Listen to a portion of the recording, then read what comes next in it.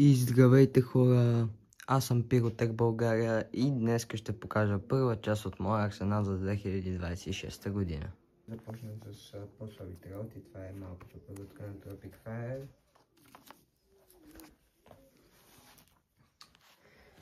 После мисля, че са светкавиците. Те пак са на Tropic Fire, 10 бойки за 2 лева мисля, че са. Ето, ако някой иска да види. После са тези светкавици на Tropic Fire пак. 3 за като ги поръчвате, вижте 3 в пакетче. Ето, ако някой иска да види нещо.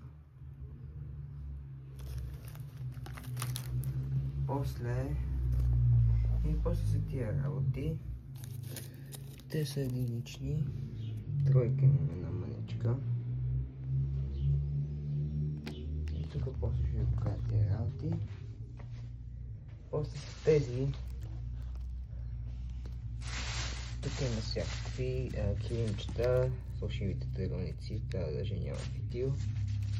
Ето един фитил, силовки, килимчета и биг силовки. Тук има и биг силовки, тук няма. И ето тук сега да ви покажа време тази силовка. Стара. И така. После мисля, че са... И после са титан на едно. Те са на Enigma. Ето.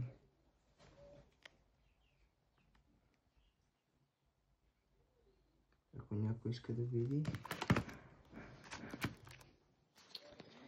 И после са тези. Това пликите. Те бяха в ето тази кутия, за да си слагах всичките, които не са в миналата година. Тук има Mamba 2, Пепе 2000, Puma 2. Имаше една силва, където витаеше, тук не знам, ще чакате да я намерим. Ето я, слагаме в това пликче. Да. И мисля, че следващите са AK-47, те са на Enigma. И те са нови, но би казал, че не са толкова силни. Затова не виждам смисъл. Аз просто ги купих, за да има повече работи. И следващите, вече тук преминаваме към по-силните, са Tiger Max Power. Както видите, тук съм изгърмял 5, имам още една кутия. Така, 47 имам 2 кутийки. И ще ги поемам скоро време. Tiger Max Power TP8. Обаче чакайте да взема тази кутия, защото другата ще са. Тази ще се разсипа. Ето да видите. Вижте, тук пише 2 грама, но това е една пиратка, така че не се заблуждавайте. После мисля, че са Mega Black Devil-ите. Те са 2017 година, отзад пише 2012. Не знам какво са си тия хора, но да. И вече ще преминем към по-силните, също едни от най-силните приятели в арсенала. После е Big Tiger-чето. Тук в миналата година не са запали как се трябва, тази година ще го гръмна със сигурност. 4,55 грама е единично. Ето и тук тази забрах стара Big Silver, защото е TP 2000. И тук има 2 самотни TP 2000 и един триъгълник стар. Следващите са Titan 5 на Enigma. Ето, ако някой иска да види нещо. Те са доста силни, виждате цената на тях и мисля, че добре ще се поставят. И сега нека да преминем към вече яката си работа. Вижте, тук има... Сега ще ви извадя също от всички неща, които има тук.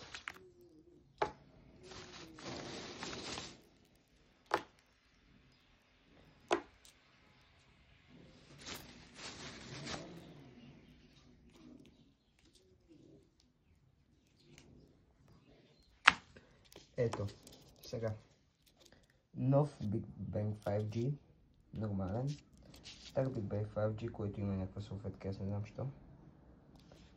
Нормален. Титан 5 от новите.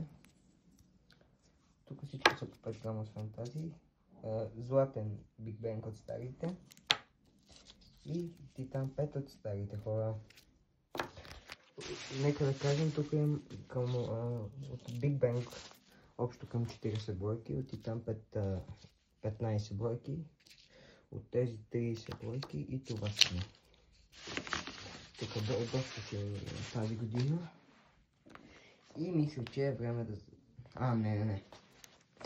Тук имаме...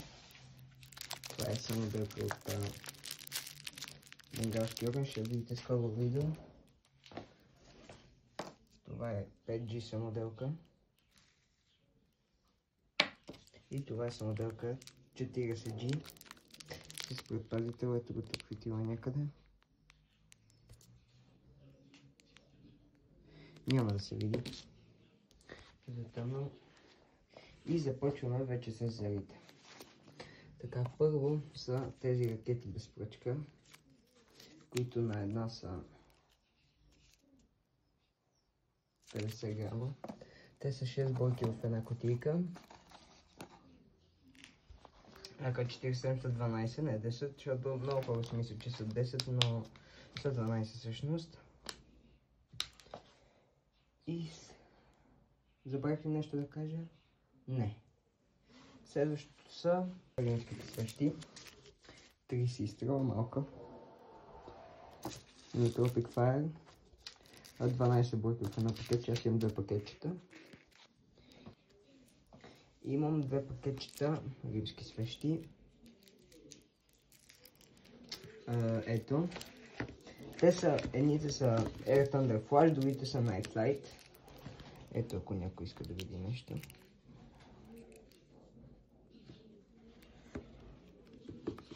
Да, те са по 0,8 инча, не знам дали ще ви говори нещо това, но да.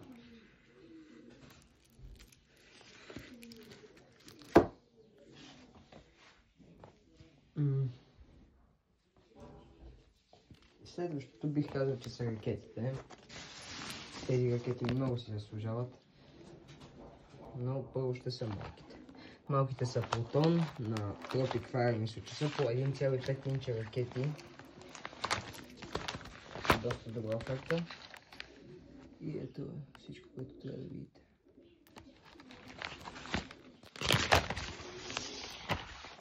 Тези няма да ви го защото са тежки. Ще ви покажа, има инч, такава като шел ракетка.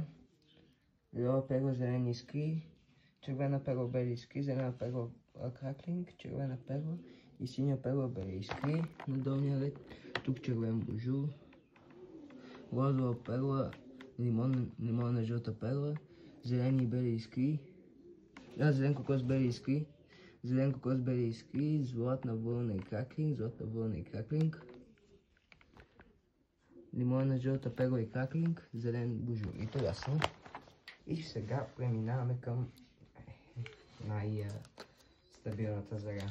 Бих казал, че наред е римската ми свещ Мани, тя е 1,2 инч, голяма римска свещ с 8 изстрела. И тези малките с 8 всъщност. На Tropic Fire. И ето, ако някой от вас има да го питам за нещо. И нека да я бутнем обратно. Следващото е тази малката пирогателица. Една от трите ми. Магия. И тя беше с 16 изстрела на Tropic Fire. Ето, ако някой иска да види нещо. Следващото е една пирогателица на нас, има фитил. Обаче тук горе е малко. Тя е доста стара и си имате тримата от запаса. Ето, ако някой иска да види.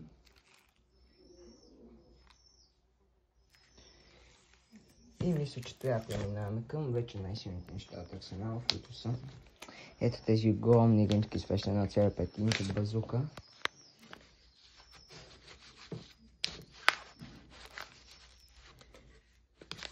като това го направих, опа, ще падне, ако някой иска да види.